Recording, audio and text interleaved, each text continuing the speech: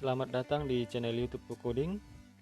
Pada video kali ini kita akan membahas tentang query MySQL, yaitu query count, query AVG atau average, dan query sum atau summarize. Nah, berikut adalah format untuk query count, yaitu select count, nama kolom, from nama tabel, where kondisi. Kemudian query yang kedua yaitu query AVG atau average. Berikut adalah format query average, yaitu select AVG atau average, kemudian nama kolom dalam kurung, kemudian from nama tabel, where kondisi. Kemudian yang ketiga adalah query untuk sum atau summary. Berikut adalah formatnya, yaitu select sum dalam kurung nama kolom, from nama tabel, where kondisi. Kita kembali kepada query count. Query count berfungsi untuk mengembalikan atau memanggil jumlah baris dari tabel sesuai dengan kriteria yang kita tentukan. Nah, praktiknya biasanya dipakai untuk menghitung jumlah baris pencarian data atau menghitung jumlah baris untuk pembagian jumlah halaman web. Nah, kemudian untuk query average digunakan untuk memanggil nilai rata-rata dari sebuah kolom yang memiliki data angka di dalamnya. Nah, prakteknya biasanya dipakai untuk memanggil rata-rata nilai ujian atau dipakai untuk memanggil jumlah rata-rata penjualan dari sales. Kemudian query yang ketiga untuk sum. Sum digunakan untuk memanggil jumlah total dari sebuah kolom yang memiliki data angka di dalamnya. Prakteknya biasanya dipakai untuk menjumlahkan total dari nilai ujian atau bisa juga dipakai untuk menjumlahkan total dari hasil penjualan. Nah, selanjutnya kita langsung coba praktekkan di database kita. Nah, di sini saya sudah punya beberapa database. Ya, jadi ini masih menggunakan database dari video yang sebelumnya. Nah, kalau teman-teman belum menonton video yang sebelumnya, saya sarankan untuk ditonton dulu karena sudah ada beberapa video untuk membahas query-query dasar di MySQL. Nah, di sini saya sudah memiliki beberapa tabel, yaitu tabel agama, tabel akademik, jurusan, tabel mahasiswa, tabel mata kuliah, dan tabel nilai. Nah, sekarang kita coba praktekkan dulu, yaitu penggunaan query count. Nah, formatnya seperti ini. Ya, kita bisa tuliskan seperti ini, ya, select count dalam kurung nama kolomnya ini ya kolom keseluruhan kalau kita menggunakan tanda bintang, kemudian from nama tabelnya. Nah, pada saat ini kita akan menggunakan tabel agama untuk proses query-nya, kemudian kita klik go. Nah, hasilnya ditemukan dari query count itu ada 7 baris data yang kita punya. Nah, untuk mengeceknya kita bisa langsung klik di tabel agama. Nah, kita memiliki ada 1, 2, 3, 4, 5, 6, 7. Nah, jadi datanya sesuai ya dengan query yang telah kita lakukan sebelumnya. Oke. Nah, sekarang kita coba menggunakan tabel yang lain ya. Select count. Kita coba menggunakan nama kolom yang kita miliki. Contoh kita menggunakan tabel akademik. Nah, di sini ada tahun ajaran atau ya ID mata kuliah, ID mahasiswa, ID jurusan. Nah, kita pakai tahun ajaran aja. Kita lanjutkan query kita, select count tahun ajaran. from, nama tabelnya adalah TBL Academic. Kemudian kita jalankan. Nah, jadi ada 7 ya baris data yang kita miliki di dalam tabel akademik. Ya, kita bisa cari juga tabel-tabel yang lain menggunakan bintang atau select all ya.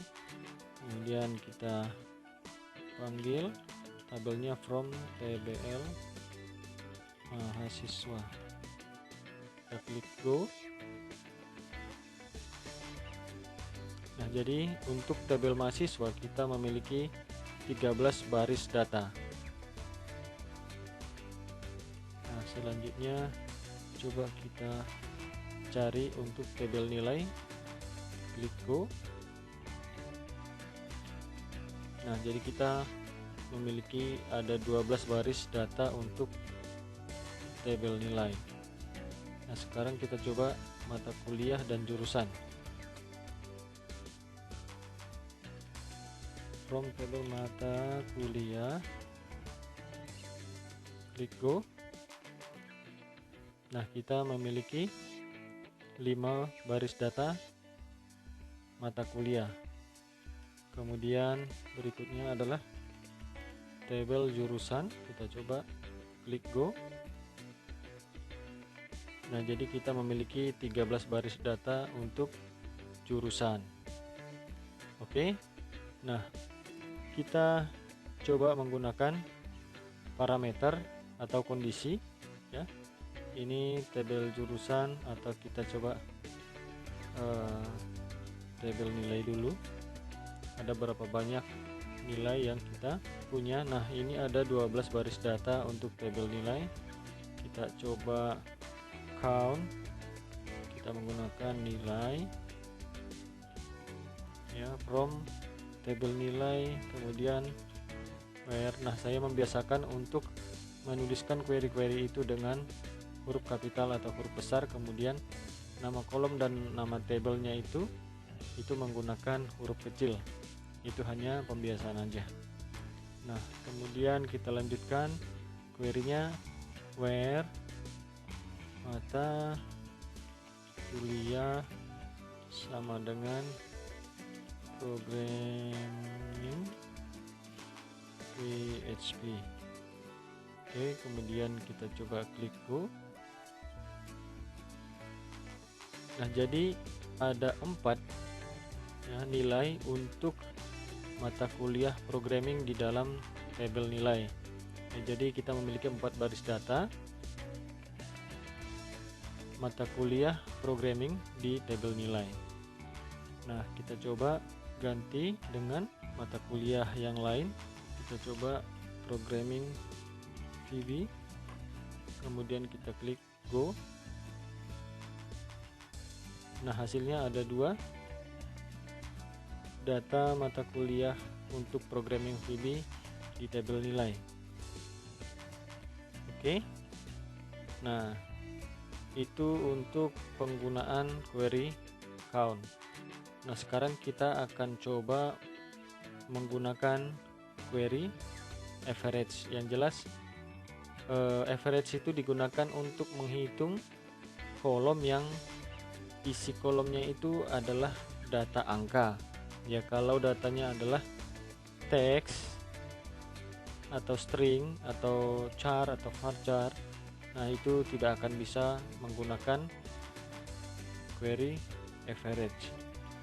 Nah, formatnya adalah seperti ini, select avg, kemudian nama kolomnya adalah nilai ya, from, nama tabelnya adalah tbl nilai. Kita klik go. Nah, jadi nilai rata-rata dari tabel nilai adalah untuk kolom nilainya itu 71,75. Nah, kita coba panggil dulu semua datanya untuk kita lihat ya, karena kita belum melihat isi data daripada tabel nilai. Kita select all from tabel nilai, kemudian klik OK. Nah, ini adalah data yang kita miliki di dalam tabel nilai. Oke, nah yang kita panggil itu adalah rata-rata dari kolom nilai ini. Ada satu baris, dia yang tidak memiliki nilai sama sekali atau kolom nilainya kosong. Nah, jadi ini tidak dihitung, tetapi pembagiannya itu diikutkan. Ya, jadi kita memiliki ini 13 data, nanti nilainya ini akan dibagi 13 untuk mendapatkan nilai rata-ratanya. Oke, kita coba lanjut lagi. Nah, kita menggunakan average nilai tadi from table nilai, maka akan didapatkan 71,75. Selanjutnya kita tambahkan kondisi untuk mata kuliah programming PHP, mata kuliah programming PHP. Oke, jadi select average, nilai rata-rata untuk mata kuliah programming di tabel nilai. Kemudian kita klik go. Nah, kita akan melihat nilai rata-rata untuk mata kuliah pemrograman PHP itu adalah 82,75. Nah, kita coba cari untuk programming VB. Kemudian kita klik go.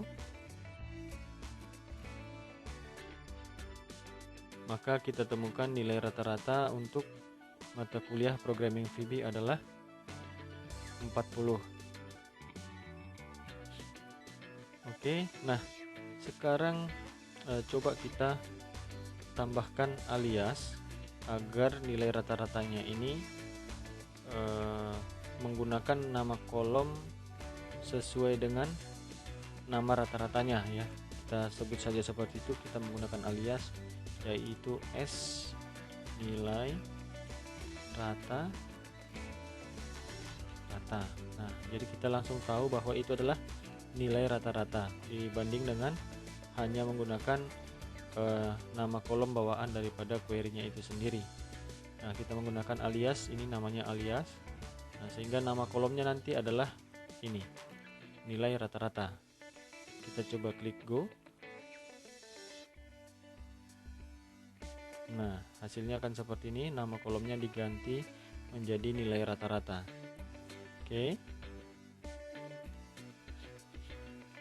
Nah, selanjutnya kita akan mencoba menggunakan query yang ketiga adalah query sum atau summary atau total ya, kalau di bahasanya matematika adalah sigma.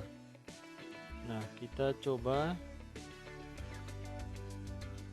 gunakan query sum, formatnya adalah select sum, kemudian nama kolom adalah nilai,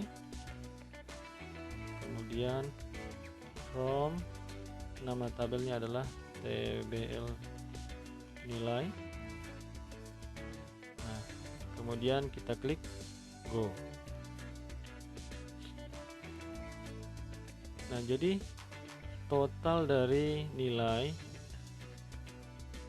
untuk semua isi tabel di tabel nilai adalah 861.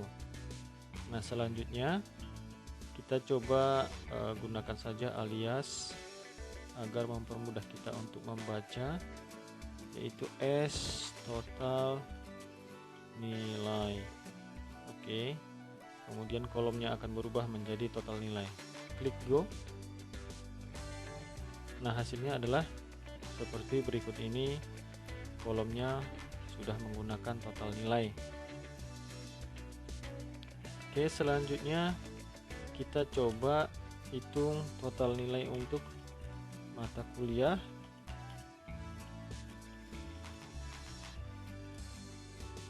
programming PHP.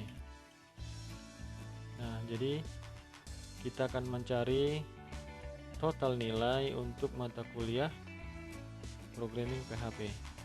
Kita klik go. Nah, jadi total nilai untuk mata kuliah programming PHP adalah 331.